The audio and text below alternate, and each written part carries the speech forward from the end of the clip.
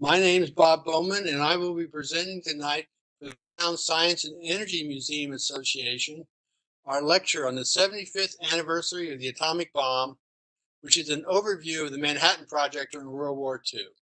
It's being presented live at the Mound Cold War Discovery Center in Miamisburg, Ohio, which is operated by Dayton History. So I'm now, with luck, going to go full screen, and we're going to now start the presentation with first one more warning. Participants, mute your audio, and turn off your laptops, and hopefully that we'll have good quality without any background noise. I want to remind everyone that we're really not set up to directly respond to questions or comments during the presentation. However, we are have a feature that you in WebEx you can submit items in one of the boxes if you have a question or a comment, and they will be there, or you can email me and I will try to answer questions in a timely manner. How timely, I don't know, but we'll see how many there are. Okay, so to start with, this is an outline of what we're going to be covering this evening. It starts out with some radioactivity and nuclear fission. That is a pathway to the bomb. We're going to describe the foundations of atomic and nuclear properties in a few minutes. And then with that background, we're going to talk about the formation and organization of the Manhattan Project, where we focus on the description of the 2 atomic bombs that were developed for the Manhattan Project and ultimately used. The next topic will be the Manhattan Project, how it was assigned and the activities that took place. We will then cover the Trinity test, the first explosion of a nuclear device, and the 2 bombings in Japan in 1945. We'll then have a little summary of what happened right at the end of World War II, and then close with a brief overview of the Manhattan Project. This is what's going to happen in the next hour or so. So let's see, gotta go this way. All right, click on the right thing. Okay, so the first section is an overview of radioactivity and nuclear fission, primarily the discoveries and how it got there. And this is a schematic of a chain reaction where a neutron, which I hope we can find my cursor, you can see would strike a nucleus of uranium-235, causing it to split, release more neutron, continue that, and into what's called a chain reaction. So, some background, just to catch everybody up, atoms are composed of a nucleus, which has a positive charged proton and an uncharged neutron. So that's the center of the atom, and then they're surrounded by a cloud of negatively charged electrons in outer orbit. The most simple example atomic structure is hydrogen, where protium has just a single proton and 1 electron there. It also has an isotope, that is, has 1 proton and a neutron, and it has named deuterium. And then the third isotope of hydrogen is tritium. It has 2 neutrons and 1 proton in the nucleus, but still only 1 electron. So that's the simplest atom. Tritium has a property, it's radioactive, and I'll describe that a little more in a couple of minutes. But in essence, one of those neutrons will emit an electron and become a proton, and therefore now change from a hydrogen isotope, tritium, into a helium isotope, helium-3, with that. But not only will it emit that electron, which is called a beta particle, but also a couple other things, and releases some energy from there. And the half-life is about 12.4 years. So that's an example I'll describe a little bit in a few minutes. The concept of radioactivity and nuclear fission took place starting at the end of the 19th century. Henri Becquerel discovered accidentally that there was radioactivity, that certain elements would, in essence, discovering photographic paper, and they discovered there were particles coming out of it. The next couple of decades it was discovered there were a few others. Albert Einstein separately developed the equivalence of mass and energy, his famous equation E equals mc squared. When radioactivity occurs, some mass is lost and it produces energy, but it goes with the speed of light squared. So a little mass loss transforms into a lot of energy. The isotopes that I described with hydrogen a few minutes ago, were first discovered in 1913 by a Frederick Stoddy doing research. And so they were there. In 1932, James Sadwick discovered the neutron, its neutral particle, and that gave the foundation into what the structure of the nucleus was in the atom. Leo Szilard, 1933, conceived of this idea of a chain reaction, a way to that neutrons could cause a breaking up of the nucleus. He patented it as an idea. It was still just a concept, and Enrico Fermi discovered but didn't understand that a neutron could cause a uranium-235 isotope to undergo fission. And researchers in Germany discovered that barium was one of the products. That was Otto Hahn and Franz Hausmann. And in 1939, Lisa Meitner and Otto Hahn actually interpreted what that process was. That it was a fission of the 235 isotope. So these discoveries over that first roughly 40 years of the 20th century laid the foundation. Here's kind of a schematic summary of what radioactivity is. You have a nucleus of an atom composed of protons and neutrons. We have red protons and the purple neutrons.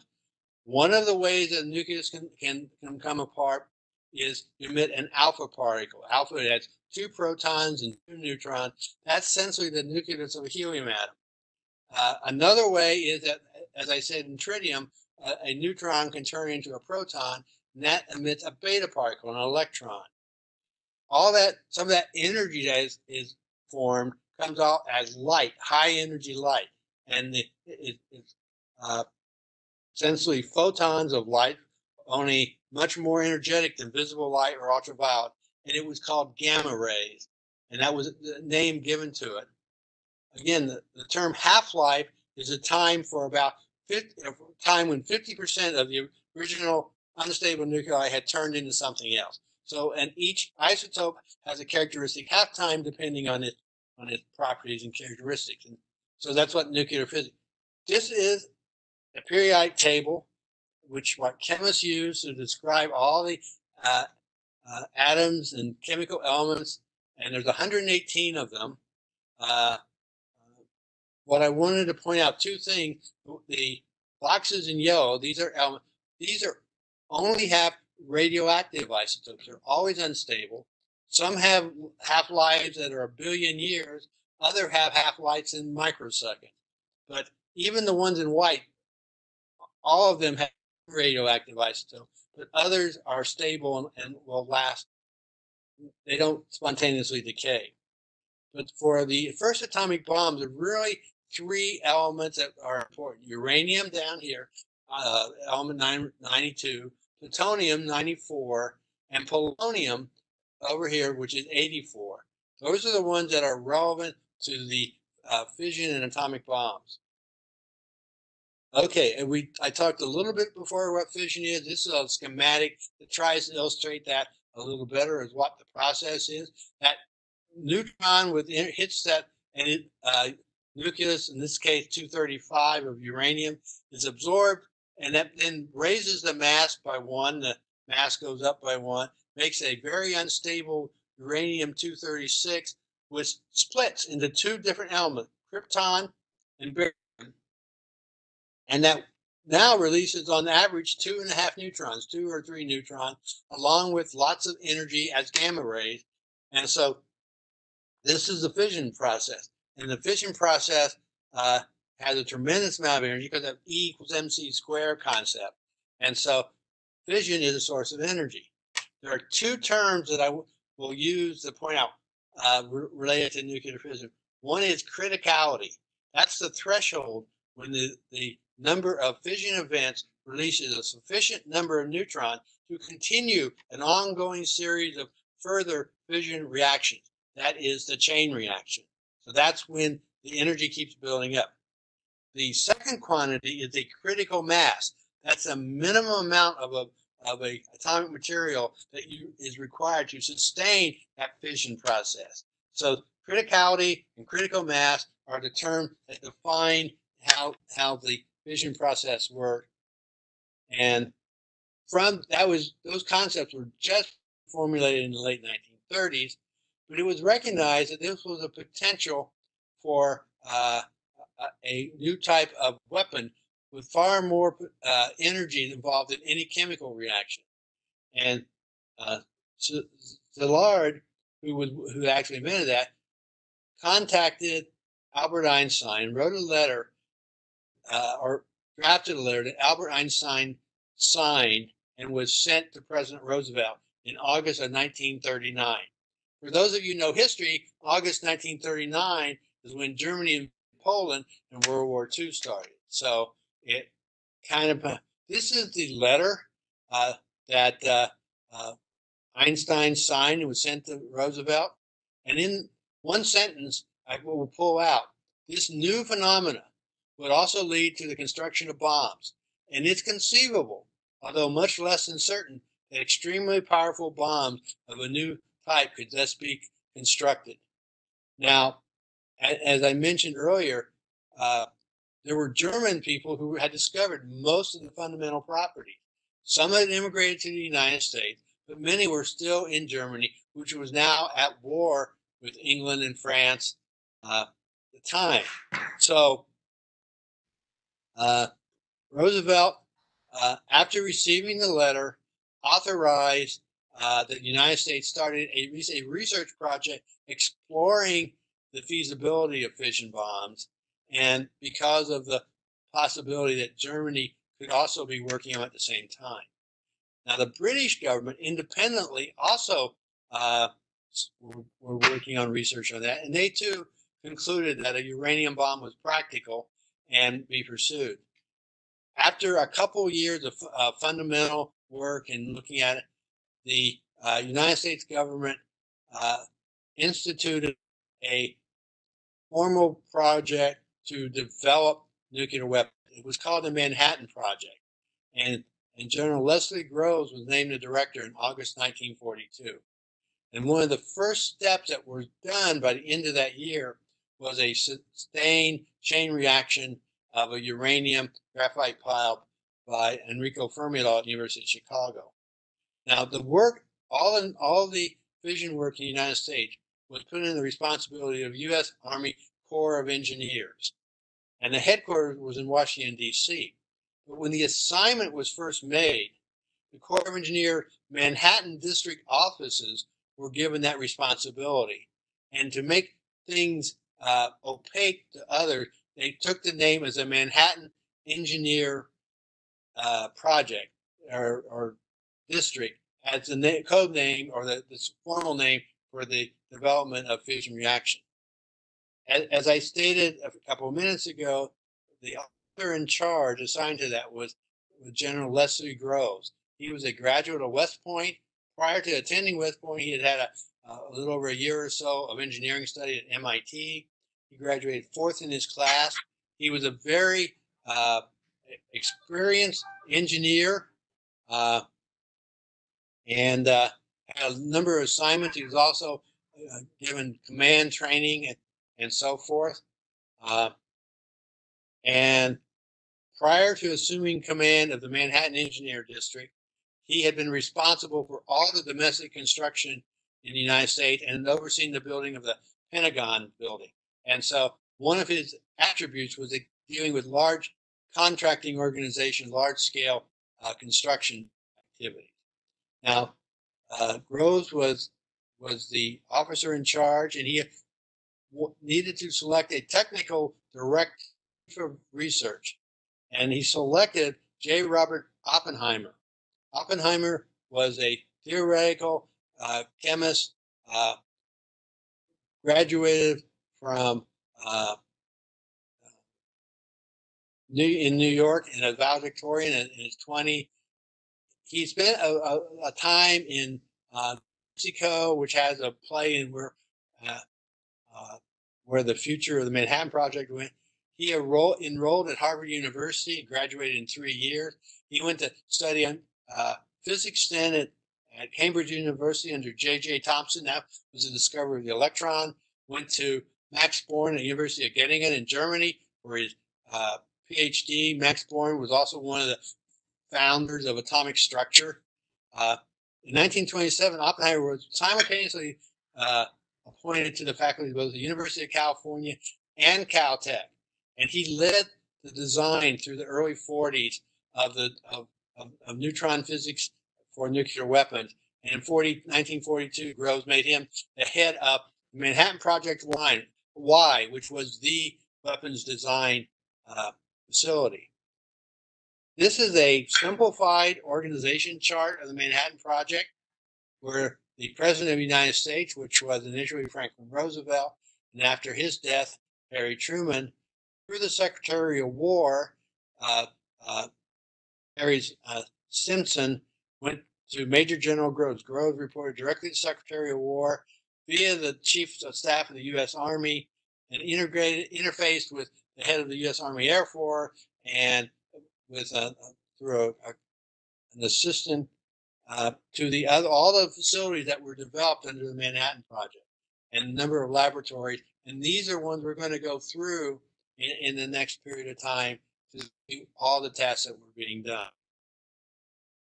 As I said a few minutes ago, the first demonstration that the neutron-induced fission reaction could experimentally occur took place in December of 1942 at the University of Chicago under the Stag football field stadium, where they used what was called a large stack of uranium oxide, uranium metal, and 350,000 kilograms of graphite bars stacked in this big pile.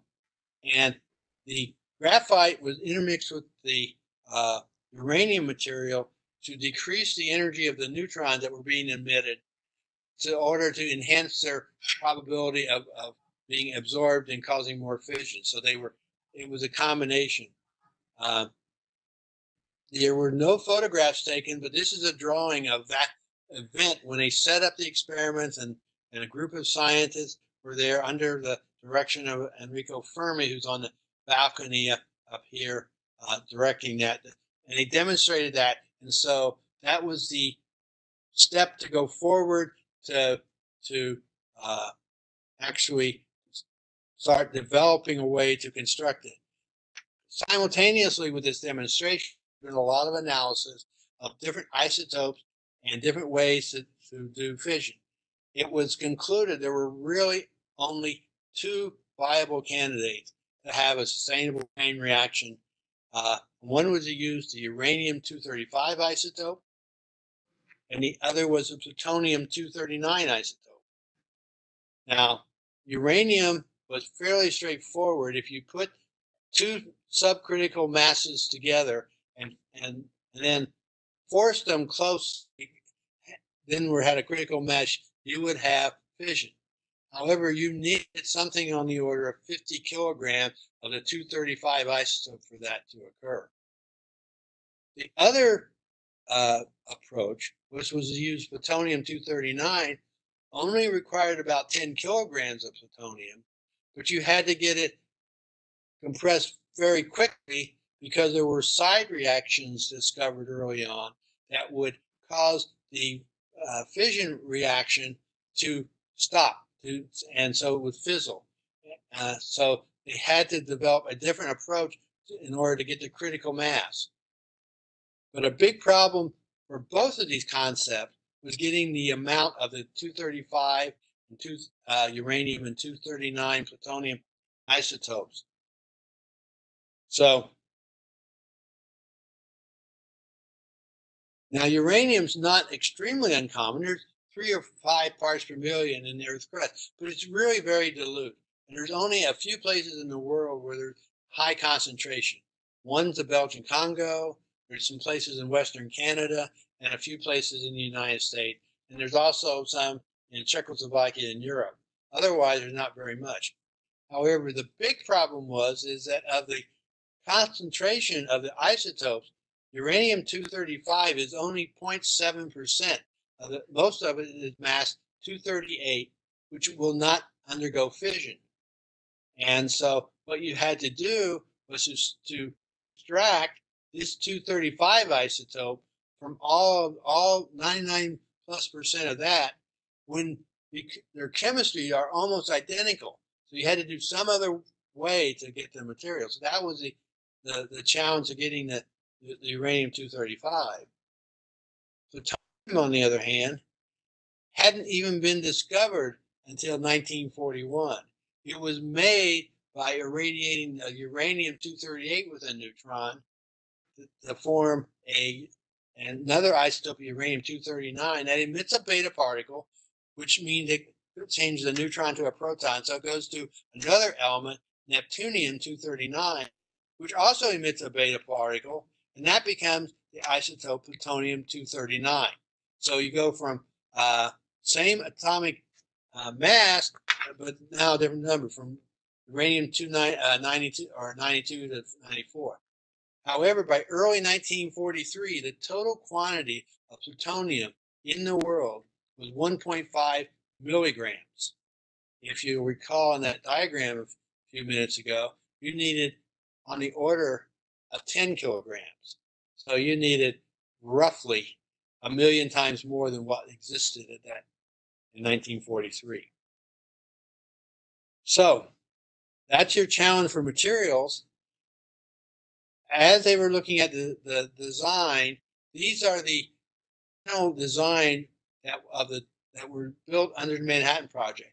Because each of the approaches had serious issues, they went with uranium. They called it gun type assembly, and the nickname was Little Boy, and it was U-235 isotope, and that ended up being the bomb that's actually used over Hiroshima.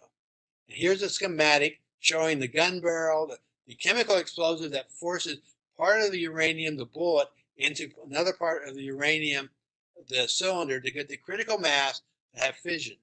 So that was the Little Boy uranium device.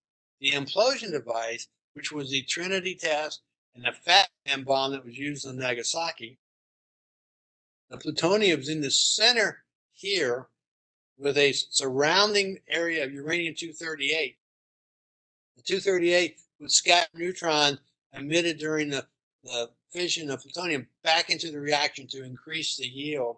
And then a chemical explosive would force these metals to compact to reach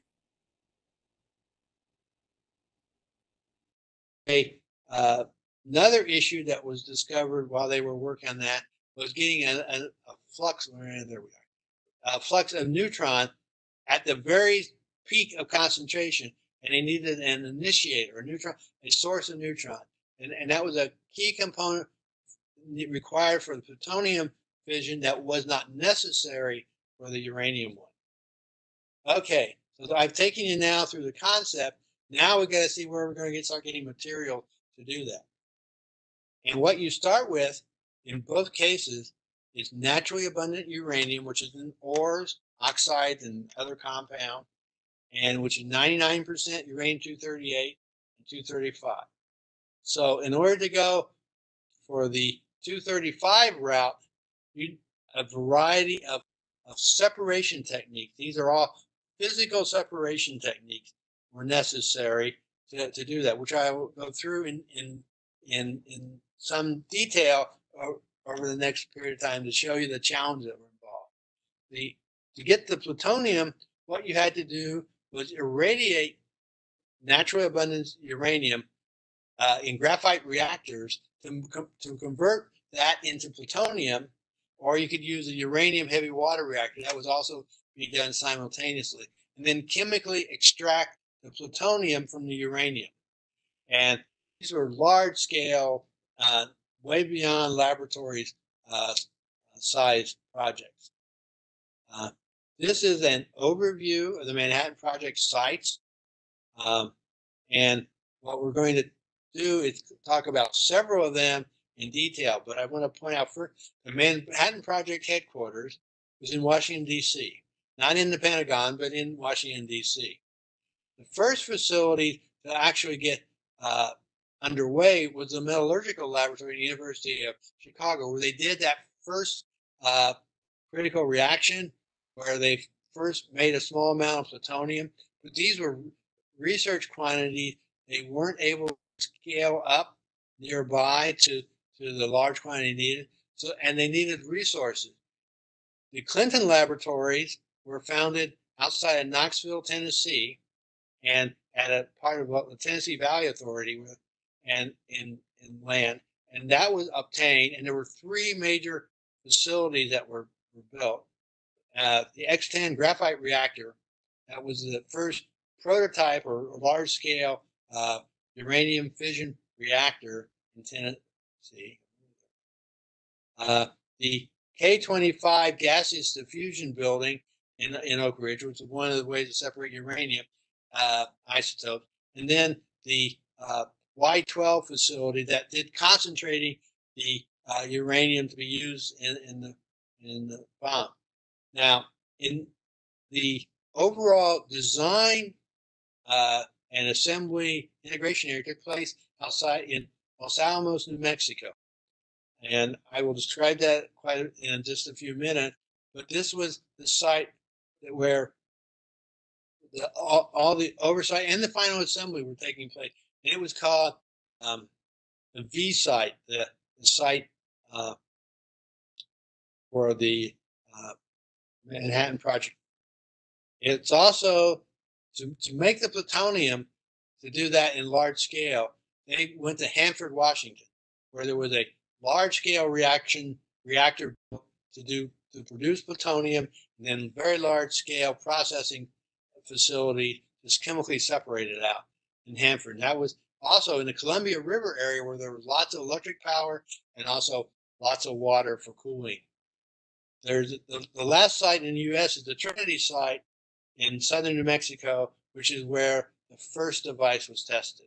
So these are kind of the major sites, except for, because we're at the Mound Laboratory in Dayton, Ohio, a key smaller project was the Dayton project, and that was related to processing of polonium for the neutron initiator that were needed for the plutonium bomb at Trinity and Nagasaki. And so, because we descendants from that organization, it will get some attention in this overview talk. Okay, having now given you an overview, I want to take you through the three major facility group part of the Manhattan Project. The first one is Los Alamos, New Mexico, which this is Albuquerque, the largest city in New Mexico. Santa Fe is here, and just outside of Santa Fe is a small town of Los Alamos. This is an area map of Los Alamos, and Oppenheimer actually had a ranch or a vacation home out here, and there's a boys' school called Los Alamos Boys' School that was isolated, and this is on that ground where that school was, where they built the facility for the experimental work, the development work on the both bombs for the Manhattan Project. There was a number of reasons why the site was chosen. I will highlight a few of them in a couple of minutes. But a great deal was security. And this is a photograph from 1943 of the gate. This was a secret city, controlled access, everyone. Although there were families that were here, but everything was controlled by the U.S. Army. And so I want to cover a few of the details on the Los Alamos laboratory. It was the primary science, design, testing, integration, bomb assembly site for the Manhattan Project. And again, it had been recommended by Robert Oppenheimer, but selected by General Groves. A big factor was it was remote for security, but only 35 miles from Santa Fe and about 95 miles to Albuquerque. and there were excellent railroads and air connection, so you could bring in supplies and you could bring in the resources that were needed. The Army in 1942 purchased the Boys Ranch. They were used as the main technical area and initial residence area. They acquired an additional 45,000 acres by the end of land for more testing and more. They had to build a paved road, install utility, and get water. This was high plain desert, so there were issues. Built 2 power plants and lots of support. The population went from literally almost no one in 1942 to 3,500 by the end of 43 and 8,000 by the close of 1945. There were a range of people, but the scientists and engineers mostly brought their families with them, so they were there. But the Los Alamos was secret. All letters and packages came through one address, a post office box, Santa Fe, and babies were born, and their birth address was that post office box. A little aside, but always pointed out. This is a photograph taken about 1945, showing a series of the building that were where the work were done, powerhouses. There's some barracks here, but this was on the site of that ranch, a flat land. But they expanded a great deal over there. And activities was, again, the Science and Design Center. The concepts were developed, analyzed, tested, revised, adapted. Laboratory tests, prototypes. They would have machine shops. They would build small or components, test them, reassemble them. Engineering design for hardware, for the bombs and the testing facility. They also fabricated and assembled the gadget there, and they did the integration and assembly of the Little Boy and Fat Man bomb there. Here's a couple of photographs. This is one where they were stacking cubes of uranium hydride and beryllium, doing experiments on neutron cross-section in order to calculate what the yields would be of and this is a test demonstration of the chemical implosion. They would test the concept, the timing of how to do all that out in areas near Los Alamos. They had a lot of space and a lot of control. The facility where they were starting to make the manufacturing production was in what's called Clinton Engineer Works. It was outside of Knoxville. Knoxville is about here, and this is Clinton. Clinton was a small town, but there was a lot of rural land on the Clinch River. We had a lot of water and TVA. Nashville's over here in the center, so it's eastern Tennessee. And in 1942, Groves purchased the of land for processing both the uranium-235 and the initial plutonium-239, with DuPont Chemical Company as being the contractor for doing the job. There were 4 major facilities constructed on site in what became known as Oak Ridge. Oak Ridge, here you see the name, that's where people resided. Oak Ridge became another secret city as part of the Manhattan Project. The facility here, this is X10, the first prototype reactor. This is Y12 facility. That we'll describe what was done there shortly. There were 2 other used, the S50 building complex and power plant, and the K25.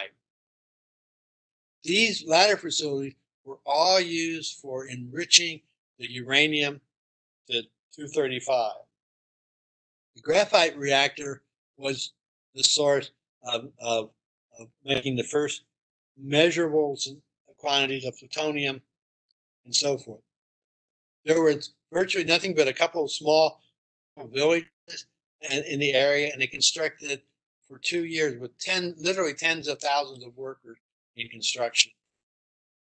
And here, again, this is the Clinton Engineering Works. The entire facility was fenced in. Everyone was sworn to secrecy. They were only informed the tasks they were needed to do. Everything else was secret. And most of the people didn't know what they were doing until after the atomic bombs had been dropped on Japan in 1945. This is a photograph of the facilities, the temporary housing that were built. They were prefabs set in where you could have one or two families. And they were called hutmen. These were the empty valleys of the Oak Ridge. And again, it went from 3,000 people at the end of 1942 to 75,000 people in 1945. So it was tremendous growth.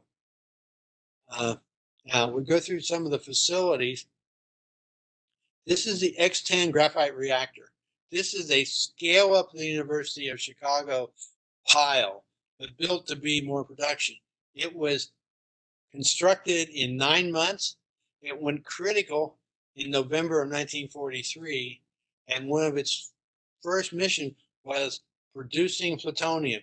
And so they had 2 grams of plutonium produced within the first 2 months to show that the concept would work. If you recall, back at the beginning of 1943, there were only a couple milligrams. So this was the pilot plant to produce it and also to do the chemical separation. But it wasn't enough resources to produce all the plutonium that was going to be needed.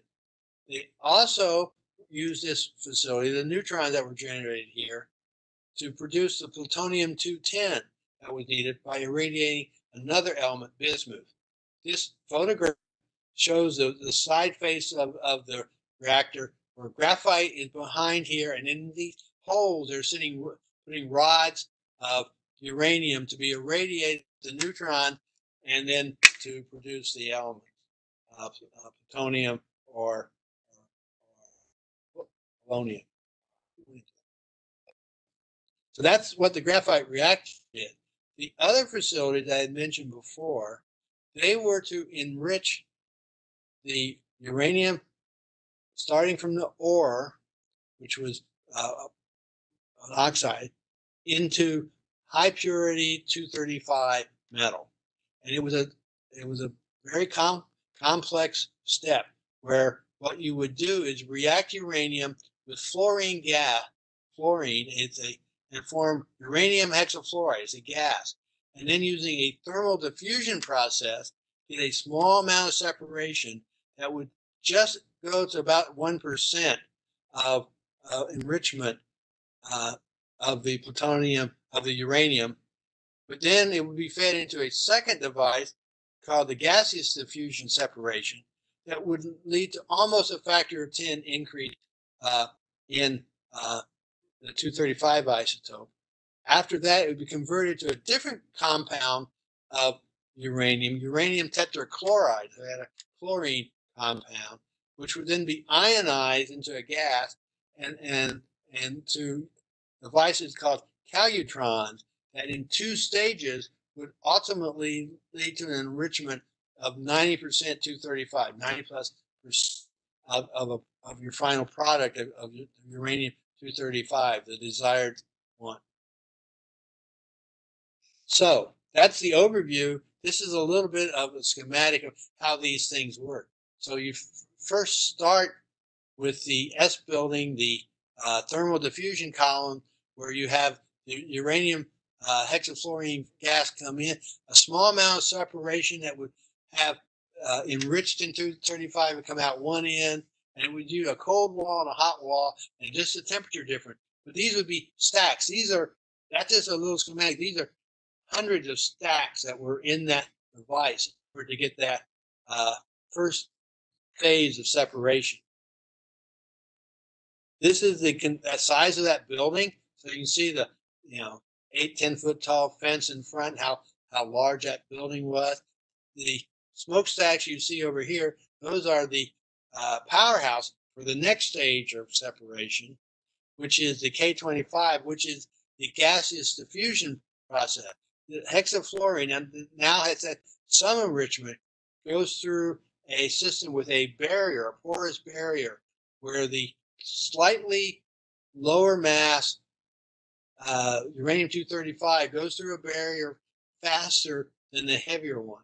By having a whole series of these columns, you would ultimately come out with an enriched 235 isotope that you could feed to the next step of the process.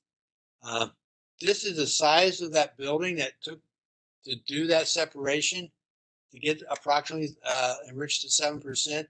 At the time, this was the largest building in the world, built underground and built within a year or so of construction. The 7% enriched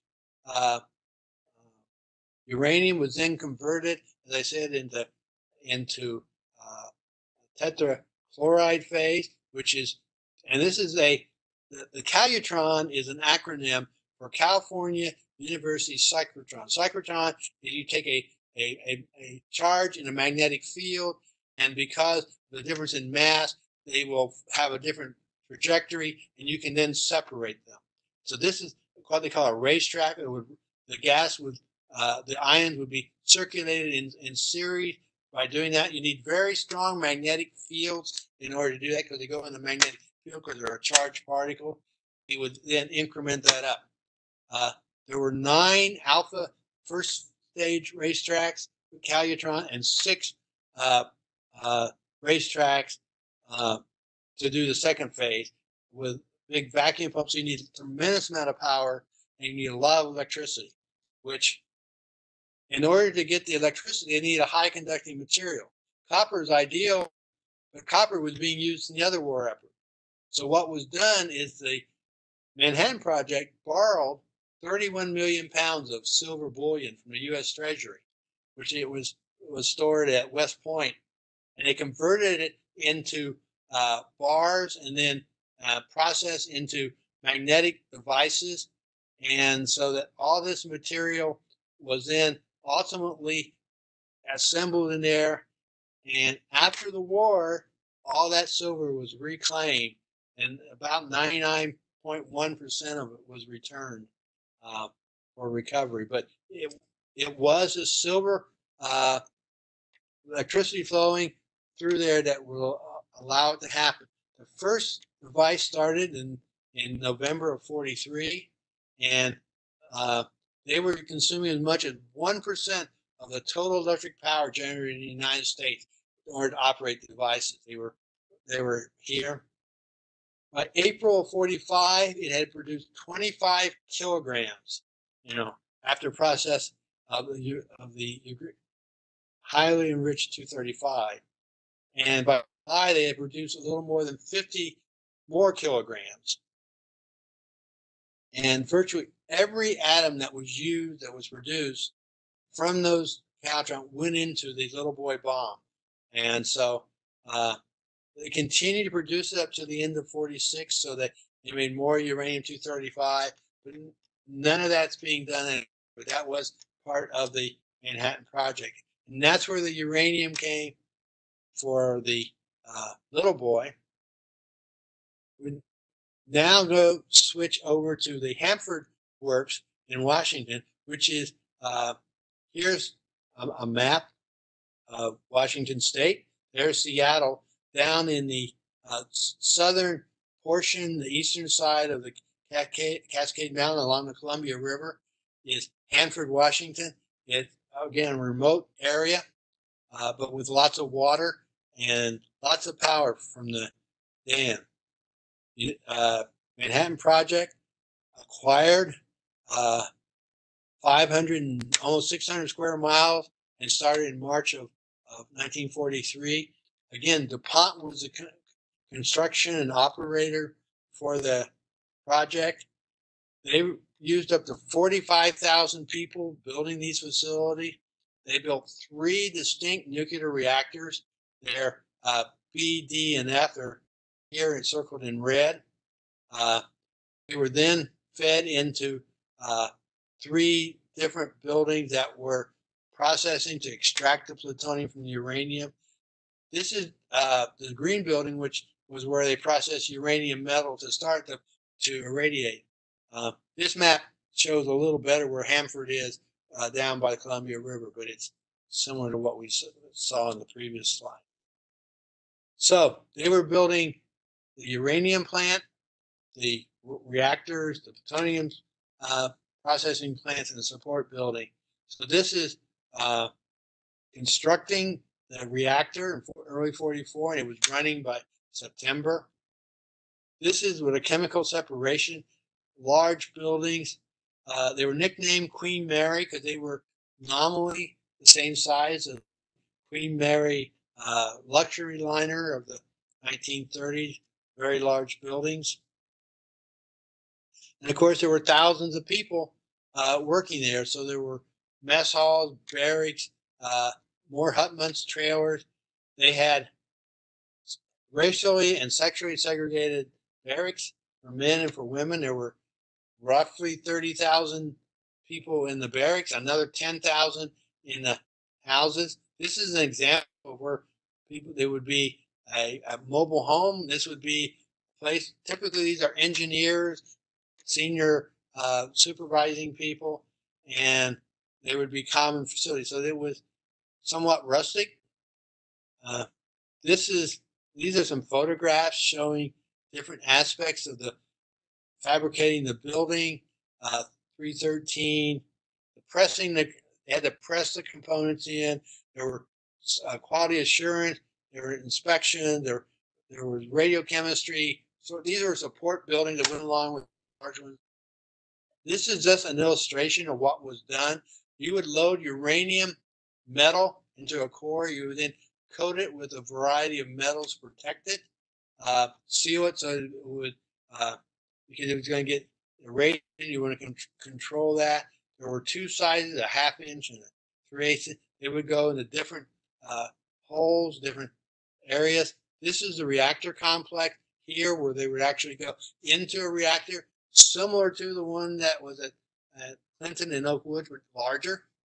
And they would run through, so you can see here, people are loading, inserting, and they would be irradiated for a while after they were processed and plutonium was formed. They would be separated out, pushed out, cooled down, allowed, and then they would go to the chemical separation facility. All of that here in these large buildings with support. So they would be out in the desert where this was taking place and reconstructed. There was lots of radioactive waste generated. There were clusters that 12 500,000 gallon tanks and other ones. These are being constructed. Over the decades after the Manhattan Project, the leakage from these radioactive materials were a problem, and literally billions of dollars have been spent in recovery and containment of that, and it's still ongoing, but this is what was built. This chart shows the change in production of the amount of plutonium that was coming to Los Alamos, mostly from Hanford full scale in May of 1945. This is a quantity you probably can't read. It's kilograms per month.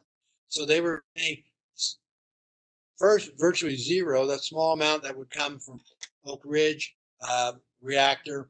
But then by 1945, more and more coming from plutonium from the Hanford. So they were getting close to 10 kilograms a month by September of 1945. So that was the production of the plutonium. So we've covered two isotopes, the uranium for the little boy and the plutonium for fat man. But as I had mentioned earlier, there was this issue about the neutron problem. It was discovered about in the early 1943. It had to do Hans Bethe, who would later win the Nobel Prize in Physics for other work, had the concept that if you use polonium, there was a way to get a burst of neutrons at the beginning of the fission reactor. Another guy, Leo Schiff, showed that the gun device that was using uranium would also be helped by having a source of neutrons. So ultimately, the devices were used in both both weapons. And the process is the radioactive decay of polonium. Polonium emits an alpha particle, radioactive decay. But if it hits a beryllium-9, it throws out a neutron. And because the half-life of polonium is fairly short, only a couple hundred days, you could get a large flux of neutrons. And if that neutron that would come out and hit uranium-235 or plutonium, it would stimulate the fission reaction of those products. Polonium had been discovered early, but it was very rare, and but it was very important. This is the device that was constructed, put into Trinity and Fat Man. It's called Urchin, and this was classified until the 1980s. This whole concept was classified, not declassified then. But the small amount of polonium would be coated on a layer of nickel, and there'd be beryllium around it, and it would be placed in the center. This is the core, the center of the implosion device. This is a schematic down in outside Albuquerque, the museum. It was a full-size replica, and buried right there is that device. And as when the explosive forced the plutonium there, that would then put pressure on force the polonium and beryllium to get together to create those neutrons. So to get that polonium, the project was assigned to the Monsanto Chemical Company here in Dayton, Ohio. And this is the facility that was done, area, the Dayton laboratory were part of Monsanto, but in order to do the work, they added other sites. One was called the Seminary, which is up in Dayton here, and the other was Oakwood, called the Playhouse. And these were used to process the polonium. And polonium really came from two sources. Well, there were two. One was to extract polonium from decay. If you start with uranium-238 and there are a lot of decay products, ultimately you'll get some polonium formed as a temporary, but there's not very much in a lot of ore. But it is, and that's how it was originally discovered by the Curies back in the very beginning of the 20th century. But the other technique was that just like you can make plutonium by irradiating uranium, you could irradiate a bismuth isotope with neutron, and it would decay to make the polonium-210 isotope fairly quickly. And the neutrons that were both at Clinton Lab and later at Hanford were used to make the polonium, but then you had to separate it from the bismuth. And so the assignment that was given Dayton, starting in 1943, at their first lab and then research at the seminary and production in Oakwood, was over the next couple of years, was to develop the processes and actually produce the polonium that was needed. And then this work was done very secretly and over the period of time, and wasn't really declassified until the 1980s. To summarize what was done in this project, the ore extraction, they produced about 10 milligrams of polonium from 37 tons of lead ore. Lead ore was what was a daughter product from uranium. That was just about enough for one initiator. 50 tons of bismuth were processed at the Unit 4, which was Oakwood, and by June of 1945, they were producing 8 milligrams of polonium per week to go to Los Alamos to be put into the Urchin devices. And they were being shipped across the country and assembled for that. So, I've covered the pieces that went to the explosion of the two atomic bombs. And what I want to go next is, what now? Well, the confidence in the gun device, the uranium one, was very high. it was the calculations and the analysis was that it would work. Besides that, the issue was it was all they could do to make the 100 kilograms for a single bomb from all the production at Oak Ridge. And so there wasn't enough to do that. So the decision was made, they're going to use the uranium bomb without a test. However, the plutonium bomb not only required less material, what they were making, but it was much more complicated.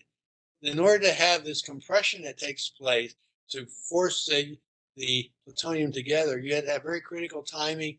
You had to make sure that the neutron initiation using the Urchin would work. And so by early 1944, Oppenheimer and Groves decided a full-scale test of the plutonium bomb was necessary before they could consider using it as a weapon. And that led to what was called the Gadget and the test that was done at Trinity site in New Mexico. This is a map, the little insert here. It shows what I don't want to show here. Up, that's Los Alamos, and about 250 miles south is in a very rugged desert. So here's Albuquerque, and then south of that is Alamogordo, and that's where the Trinity site was. And that was selected as the location to do the test. It had flat land, had good weather. It was at least 20 kilometers from any settlement in case there was radiation issues. It was still possible to travel from Los Alamos, and it was completely isolated. This site is currently, and has been for a decade, the White Sands missile testing range here. So this is the base camp was settled. This is where the site where the Trinity was detonated. These are on this map. These are every red line is 10 miles. So this shows you sort of the area where they assembled and did the test. This is the McDonald Ranch in the bombing. This was a bombing range where they practiced conventional bombing, but they took a portion of it for this. And this is where the work was done to set up to do the test. And the winter of 44 through the spring of 1945. And in July 1945, all the pieces were together for a test. These are a series of photographs of the Gadget core. That is the plutonium with the Urchin device being brought to the site to assemble into the weapon. This is a fellow carrying it in to be integrated in there into the device. This is mounted on this test stand, that 100-foot test stand. There they are, Oppenheimer watching him do the final assembly. This is sitting at the top of that tower, all the wirings, all the devices just before the test. July the 16th, 1945, at 5 o'clock after 5 o'clock in the morning, the first atomic bomb took place at Trinity. It worked. The yield was about 18.6 kilotons of TNT. It was the largest explosion that ever occurred, made by man up to that time. Oppenheimer had following words: "We waited till it passed, and then walked out, and it was extremely calm." And people, as he said, some people laughed and some cried. Oppenheimer said, he quoted from a Hindu Sanskrit scripture, "Now I become death, the destroyer of worlds." I suppose we all thought that one way or the other. So these are observation.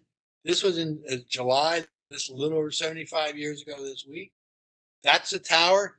Up there was where Gadget was when it was detonated. This is what is left afterward with Groves and Oppenheimer standing on the side. That was a couple of weeks later. That's a colorized fireball that occurred about 16 milliseconds into the explosion. taking the area out. This is a overview, aerial view. This is about a third of a mile. All this area was the blast area, and sand that had been there was pulled up, melted, and brought down. This is colorized, but it's called trinitite, a new form of glass that was formed in that fireball and scattered about. It's actually a collector item. We have a couple small pieces at our museum. If you come by, you can actually see a couple little pieces of trinitite that was there. Word of the successful test was sent to President Harry Truman. Roosevelt had died in the spring. At the Potsdam Conference in Germany, he was there with Stalin and originally Winston Churchill, but Churchill lost the election, and Clement Attlee was the new British Prime Minister. So in July, they were sitting there. Germany had surrendered in April. They were now talking about what to do with Japan. After the test, the three of them, an official communication went out to Japan to surrender or suffer prompt and utter destruction. And on the 29th of July, the Japanese rejected the ultimatum to surrender. The United States had been preparing. They had assembled Little Boy. They had fabricated Fat Man. This was the order issued 25th of July. Groves wrote it, approved by Truman and signed by Stinton and General of the Army Marshal, and that the 509 Composite Group, a specially trained group of B-29 aircraft, was prepared, and there were 4 tentative targets selected for use in Japan: Hiroshima, Nagati, and Nagasaki. It all depend on condition. This is the actual letter to authorize the use of atomic weapons over Japan. Earlier, the United States had taken control of islands off the coast of Japan. You probably heard Iwo Jima and Saipan. Tinian was another island. It was about 1,000 air miles away. I think I did get the number down. These are the 2 missions that were flying. The first one was the Enola Gay, that carried a Little Boy bomb to Hiroshima, and that was a return route. Fat Man was on an aircraft called Bhaskar. It was originally go to Kokura and delivered its bomb, but the weather was overcast, so they went to the secondary target of Nagasaki before flying back and returning to base. This is that island that was taken, Tinian, by the 26th of July. Parts were all, for both bombs were there. The assemblies. This is a view of the airport. These bombs were very heavy. They were specially modified airplanes. They needed very long runways to take off. This is a series of photographs showing the integration of the components of Little Boy at Tinian, loading the device fully assembled just before it went onto the cargo bay. Here, their back plane over the bay was lifted out of here onto the bomb bay of the Enola Gay. And this was at Tinian just before takeoff. Paul Tibbets was the commander-in-chief. And on August the 6th, 1945, Little Boy was exploded over Hiroshima. This was the Science and Technology Museum building, one of the few buildings in Ground Zero that survived at all. This map shows the area of the blast. All the red area was the blast area. There were somewhere between 70 and 80,000 people who died almost instantly. Many thousand more were irradiated. These arrows are where the Ground Zero were, what was essentially all destroyed from the bomb. Japan didn't offer to surrender on the second bomb, was Nagasaki. Again, it was on August the 9th. As I said, the original target was Kokura, but because of weather, they went to Nagasaki. It had to carry the Fat Man bomb. This is a photograph of the bomb just before it was loaded onto the boxcar. Again, that's that blow up of those parts in the inner core, where there's the plutonium, is a relatively small amount, inside of the uranium, inside of aluminum, and at the very center is that polonium beryllium urchin device, that's the source of neutrons. Fat Man exploded over Nagasaki at 11 a.m. in the morning on August 9, 1945, with a yield of about 21,000 kilotons. This was the mushroom cloud afterwards. These are this is from the day before, or a week before. That's Nagasaki. That's what it looks like after Fat Man exploded. So World War II ended almost immediately after that. August the 6th, little boy dropped on Hiroshima, a uranium bomb. On August the 9th, Fat Man. Now, Soviet Union declared war on Japan in August the 8th. They hadn't declared war, and they invaded Manchuria, part of the territory that Japan had conquered earlier.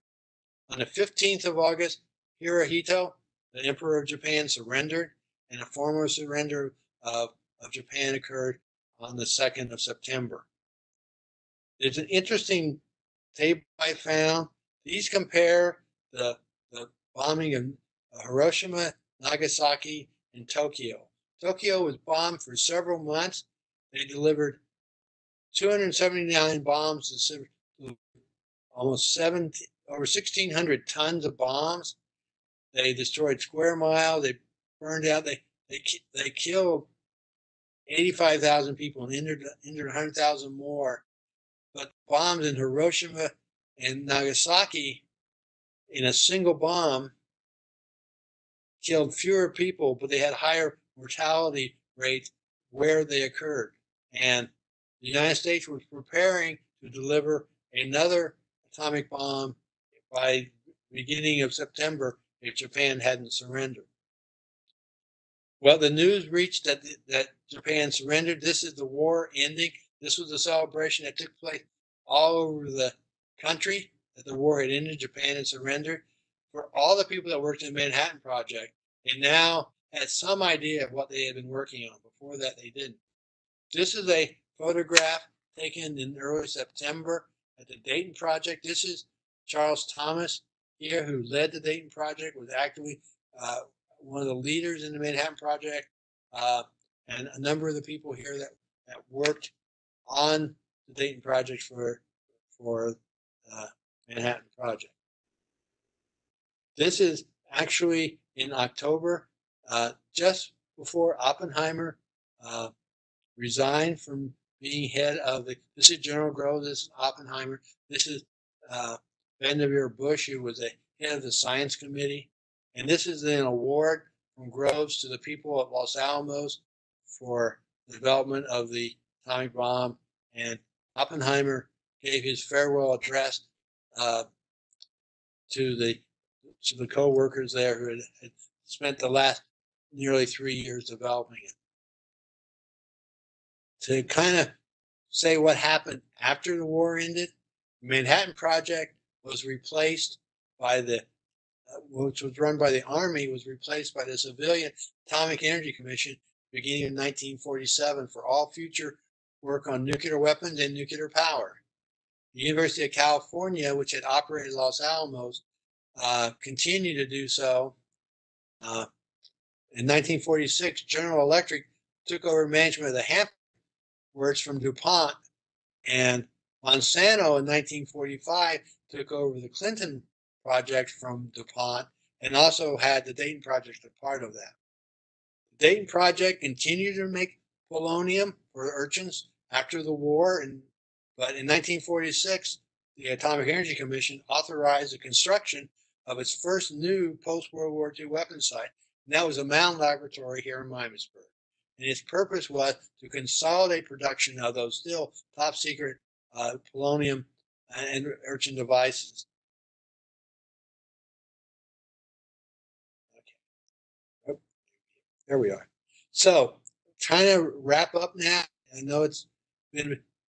This is a map of all the sites that we had seen earlier. In red, I've highlighted ones that covered in Chicago, and Los Alamos, and Oak Ridge, and Richmond, which was Hanford, the Dayton project here, and Alamos. I don't want to say all these other had roles. They're very important. It's a very large project, and there were many people with different aspects, but with we wanted to focus kind of on the main areas that were being done. Here's a chart of the number of people that were employed per month, and it peaked in over 120,000 people in early 1944. Now, these were mostly construction, building those large facilities that I had shown you throughout the talk at Clinton, at Hanford, Los Alamos, and many other places at the same time. The amount of money that was spent was very large. This is the expenditure in millions of dollars per month, starting at the beginning of the Manhattan Project in 1942 up until the end of the Manhattan Project in December of 46. And the cumulative cost was somewhere a little over $2.2 billion, which in 1945 funds.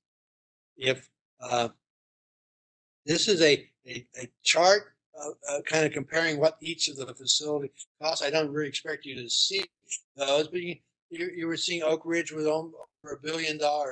In 2019 money, that's over $13 billion. And within the special materials is the Dayton project, which was a little just under $3.9 million dollars. So it would be, about $35 million. The total through the December of 1945 was over $21 billion spent on the Manhattan Project. The Manhattan Project was the second most expensive wartime effort. The most expensive was the development of B-29 bombers, development and production, because they made a lot of them. And of course, there were B-29 bombers that were used to deliver the two bombs to Japan. Now, there's been controversies over the use of the atomic bomb that ended World War II. Four of the questions out of many are, were they really necessary to force Japan's unconditional surrender? The United States was not, and allies were not going to accept a conditional surrender negotiation with Japan after Pearl Harbor. Were they really the reason that Japan surrendered, or was it because the Soviet Union had invaded, had declared war on August 8th and then invaded Japan? Was that the reason they surrendered? Did their use really save more civilian lives than would have been lost by an invasion of Japan? Certainly, anyone who was serving in the Allied forces at 1945 believes that the use of atomic bombs saved their lives, that they were going to have Japan invade Japan. The United States was planning to invade Japan. MacArthur was leading. It would have occurred if Japan hadn't surrendered. And there was also raised that wouldn't a demonstration had caused the Japanese government to have surrendered. A lot of those answers, have been debated for 75 years, and viewpoints have changed, facts have come out, things have been clarified. But the bottom line is the two bombs were certainly a major factor, if not the primary reason for Japan's surrender. I would like to kind of conclude and say history is very complicated. It's not always easy to interpret what would happen. But I want to thank you for your attention. This is pretty much the end of the presentation. Next month, we're going to have Professor Jonathan Winkler from Wright State give a talk, again, a video talk on the atomic bomb's legacy of the last 75 years.